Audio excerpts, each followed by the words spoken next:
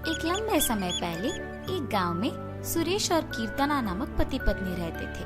उनके गीतिका नामक एक सुंदर सी बेटी थी। सुरेश हमेशा सबके सामने बेवजह गर्व से पेश आता था। एक दिन शाम के समय में कीर्तना उनके घर पे वड़ा पाव बनाती है। कीर्तना, तुम्हारे हाथ का ये वड़ा पाव सच में बहुत स्वादिष्ट है। और इतने में उनके घर सुरेश के रिश्तेदार आते हैं। अरे सही समय पे आए हैं, मेरी बीवी अभी अभी गर्मा गर्म वड़ा पाव बना रही है, बहुत स्वादिष्ट है। कीर्तना, जरा मेरे रिश्तेदारों के लिए भी वड़ा पाव बना के ले आना। जी अभी लाई। ये कह के गर्मा गर्म वड़ा पाव बना के वहां लाती है और उनके रिश्तेदारों को परोसती है। उनके रिश्तेदार उसे खाने के बाद कहते हैं, सुरेश, तुमने ठीक कहा, हम वाकई ही सही समय में आए हैं, वरना इतने स्वादिष्ट वड़ा पाव हम नहीं खा पाते। मेरी बीवी जब भी वड़ा पाव बनाती है ऐसे ही एकदम स्वादिष्ट वाले ही बनाती है, इसीलिए जितने भी बार बनाती है मैं उन्हें उतने ही प्यार से खाता हूँ। हाँ, बात तो सही है, इतने स्वादिष्ट वड़ा पाव तो कोई आसानी से नहीं बना सकता। अगर तुम्हारी बीवी ने दुकान लगाया तो लोग खरीद के खाएंगे इन्हें। हाँ नरेश, अगर मैं इतना स्वादिष्ट वड़ा पाव बनाती तो पक्का दुकान लगा देती। अगर मैं अपनी बीवी के साथ एक वड़ा पाव का दुकान शुरू करूंगा तो सभी वही आके खाएंगे और उन्हीं स्वादिष्ट वड़ा पाव के बारे में सारा गांव बात करेगा। ये एक अच्छा सोच है। ऐसे ही उसके रिश्तेदारों के जाने के बाद भी उसी विचार के बारे में सोचते रहता है। तब कीर्तना को नजर आता है कि उसके पति किसी सोच में पड़े हैं। उनके पास जाकर कहती है, क्या हुआ जी, किस चीज के बारे में इतना सोच रहे हैं आप? कीर्तना, तुमने तो सुना है ना कि मेरे रिश्तेदारों ने क्या कहा, हम हमारे घर के सामने ही एक वड़ा पाव का दुकान लगाएंगे।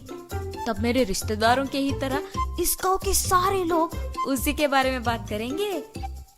ठीक है, आपके विचार के अनुसार ही हम वड़ा पाव बना के बेचेंगे, लेकिन आपको अब से ऐसे बेवजह गर्व की बातें करना बंद करना पड़ेगा।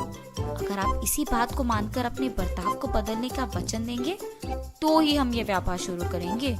हाँ, अब अगर मैं अपनी बीवी की बातों को नहीं मानूंगा तो वो शायद व्यापार शुरू करने के लिए नहीं मानेगी और मेरे ख्यालों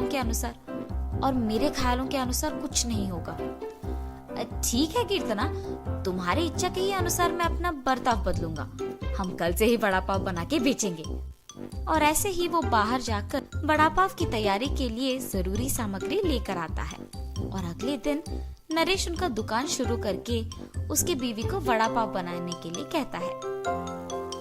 कीर्तना उसके पति के बातों के अनुसार ही वड़ा पाव बनाना शुरू करती है। स्वादिष्ट और गर्मा गर्म वड़ा पाव, आइए बाबू आइए। ऐसे जोर जोर से चिल्लाने के कारण उस तरफ जाते हुए सारे लोग आकर्षित होकर उसके दुकान आते हैं और वड़ा पाव लेके उन्हें खाने लगते हैं। सुरेश, वड़ा पाव तो बहुत गर्म और स्वादिष्ट है।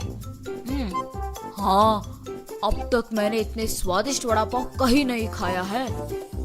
हाँ, मेरी पत्नी बहुत अच्छा वड़ा पाव बनाती है, उसकी तरह तो और कोई नहीं बना सकता है। ऐसे उनको वड़ा पाव देकर उनसे पैसे लेता है। उस रात को जब बैठ के वो आए हुए पैसों की गिनती करने लगते हैं तो कीर्तना कहती है,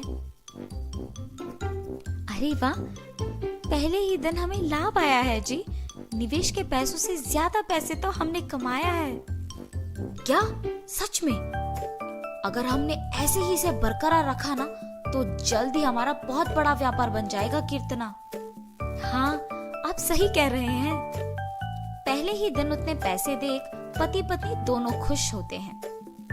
ऐसे ही वो हर रोज उनके सोच के मुताबिक वड़ा पाव बना के उसे बेचते हैं और कुछ ही दिनों में उनका व्यापार अच्छा चलने लगता है। मेरे सोच के मुताबिक ही हमारा व्यापार अच्छा चल रहा है, किसी और के दुकान में तो इतने लोग ही नहीं आते हैं। कुछ दिन पहले शुरू करने के बावजूद हमारा व्यापार बाकियों से बहुत बेहतर चल रहा है। और हमेशा की तरह सुरेश वापस बेवजह के गर्व में डूब जाता है और बाकियों को भी वही बातें सुनाते रहता है। उस दिन दुकान को आए एक आदमी को वड़ा पाव लाकर देता है। मैं यहाँ जब भी वड़ा पाव खाता हूँ बहुत स्वादिष्ट होता है, एक भी बार इसका स्वाद नहीं बदला। हाँ, आपने सही कहा, मेरी बीवी बहुत अच्छा वड़ा पाव बनाती है। नया व्यापार होने के बावजूद बाकियों से हमारा बहुत अच्छा चल रहा है। हाँ। ऐसे ही वहाँ मौजूद सभी से बात करता है और ऐसे ही बात करते हुए वो उन लोगों से पैसे लेना भूल जाता है। उसके पैसे ना लेने के कारण सभी वहाँ आके उसकी गर्व की बातें सुनकर पैसे दिए बिना चले जाते थे। कुछ दिन बाद सबको जब सुरेश की कमजोरी का पता लग गया तो वो वड़ा पाव मंगा के उसे खा के पैसे देने के लिए उसके पास जाकर वड़ा पाव के बारे में बात करना शुरू करते थे। सुरेश उनके बातों में पड़ के गर्व की बातें करता था और उनसे पैसे लेना भूल जाता था और कुछ देर बाद वो लोग वहाँ से पैसे दिए बिना चले जाते थे। सुरेश के इस बर्ताव के कारण उनके व्यापार में नुकसान होता है और अचानक उनके सपने टूट जाने पर पति पत्नी दोनों बहुत निराश होते हैं। कीर्तना, मुझे माफ करो, इस सब का कारण मैं हूँ। मेरे इस झूठे गर्व के कारण ही सबको मेरी कमजोरी का पता लग गया और उन्होंने उसका फायदा उठाया। इसीलिए हमें अब नुकसान भुगतना पड़ रहा है। ऐसे कह के बहुत दुखी होता है। आपको अपनी गलती का एहसास हो गया, बस ये काफी है। अब से हम हमारा व्यापार ढंग से चलाएंगे। ठीक है कीर्तना। और तब से पति पत्नी दोनों उनका वड़ा पाव का व्यापार बहुत अच्छे से चलाते हुए खुश रहते।